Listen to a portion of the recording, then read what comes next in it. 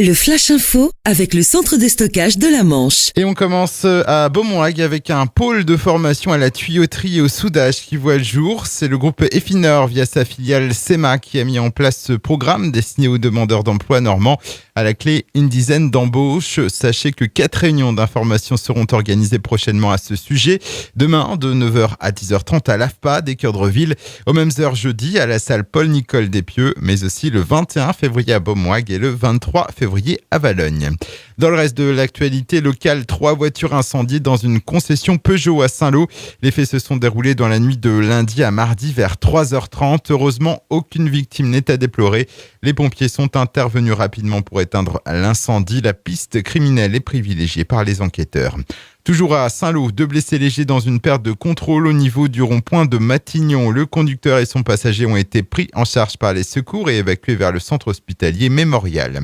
La poste de Cherbourg bientôt en travaux. Le bureau principal situé place d'Yvette sera fermé du 20 février au 24 avril pour modernisation.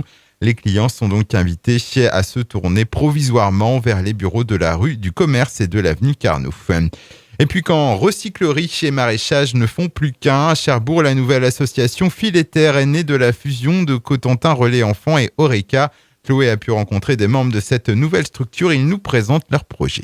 Première étape dans le projet, c'est surtout au travers de notre taille maintenant, bien sûr, c'est de sensibiliser et mobiliser les candidats des futures élections, bien sûr, à inclure dans leur programme le soutien financier aux projets comme les nôtres. Deuxième étape, alors développement, bien sûr, sur les activités de recyclerie, puisqu'on est en train de travailler avec maintenant la nouvelle communauté d'agglos du Cotentin. On est présent depuis des années sur ce territoire-là, donc c'est pile poil, c'est-à-dire qu'on va avoir un interlocuteur et non plus plusieurs au niveau des communautés de communes. Donc nous, on voit plutôt ça d'un très bon œil, cette nouvelle communauté d'agglos, qui nous a, ceci étant, toujours soutenus. Donc du coup, on va continuer à travailler avec eux, parce qu'on a d'autres projets sur le déchet, sur la production maraîchère. D'autres collectivités réfléchissent à ça aussi, donc on répondra bien sûr présent. On a commencé à travailler avec eux et on continuera à travailler avec eux. Des propos recueillis par Chloé pour Hague FM. Le Flash Info vous a été présenté par Landra, centre de stockage de la Manche à Digueulville. Pour en savoir plus et visiter notre centre, 0810 120 172, coup d'un appel local.